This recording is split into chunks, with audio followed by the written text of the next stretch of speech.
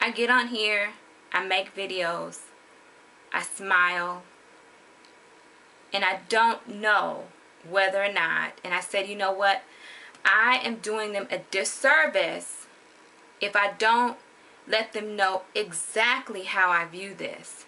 Now, if you decide you want to eat those things that are outside of the guidelines of your surgeon, I'm not judging you. That's your decision to make. But I can't. I was talking to Girl and Be Gone the other day, and she said she had met with a lady. She's 2 years out, lost a lot of weight.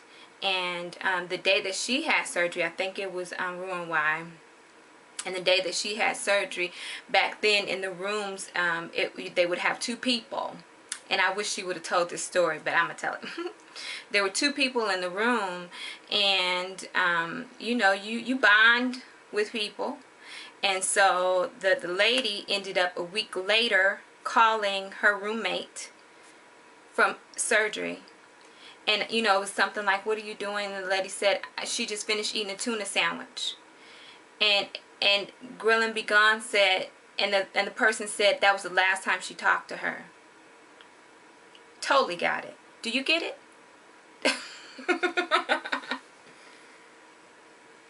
Don't hang out with people who are going to tell you that it's okay for you to be, I don't care what surgery you had. A week after surgery, you eating a tuna sandwich? And didn't even say I'm eating tuna. I'm eating a tuna sandwich? No. So do I want to be your weight loss surgery buddy? Probably not. Because if I'm so focused, if I'm so intent on being successful, and you're off doing this, you know, sort of deal, I can't deal with that. And therefore, you know, it can throw our focus completely off. It's the reason why I created the profile on Facebook, to be able to be in constant communication with other people who have had weight loss surgery.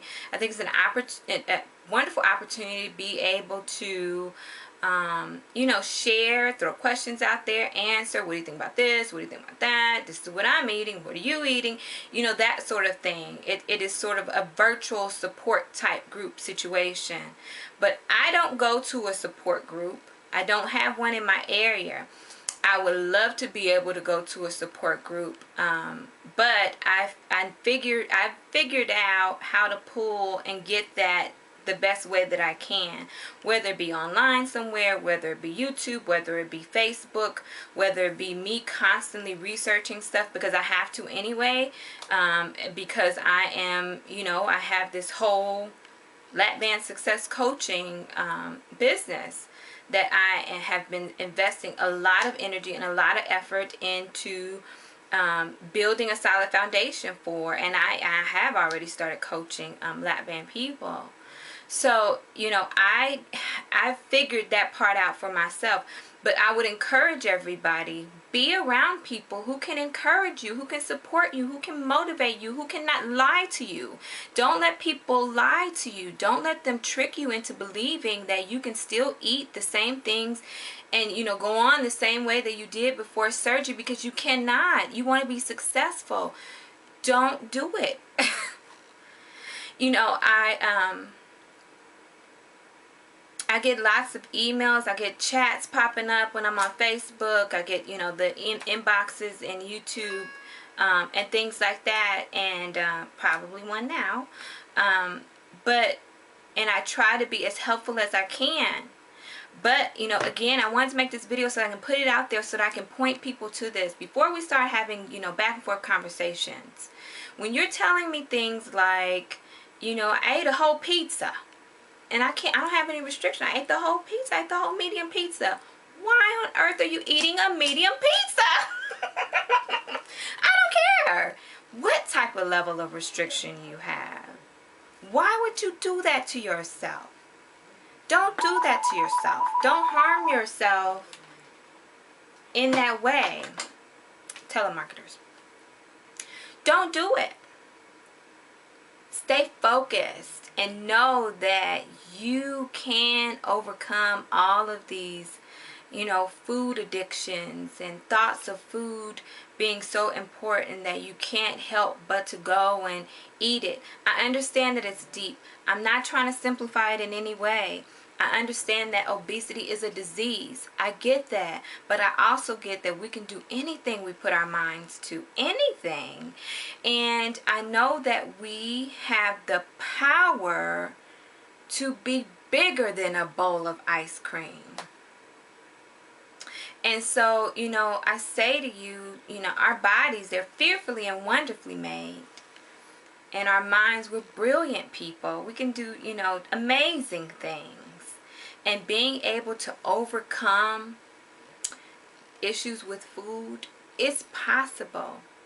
And like I've said before, if you need counseling, if you need some assistance because these issues are very, deeply embedded, get that help. If you need some solid foundation, some what should I do? How should I approach this? How should I do it? How can I make these goals? How can I put myself on a plan? Get yourself some coaching. Because that's what coaching does.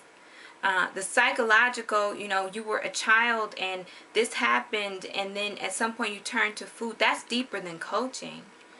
I think that's deeper than anybody on YouTube can help or anything like that. That's why we have professionals out there that can assist with that type of thing. But for everybody else out there who just likes a bowl of pasta, a big bowl of fried rice, and you just like it, you're bigger than that.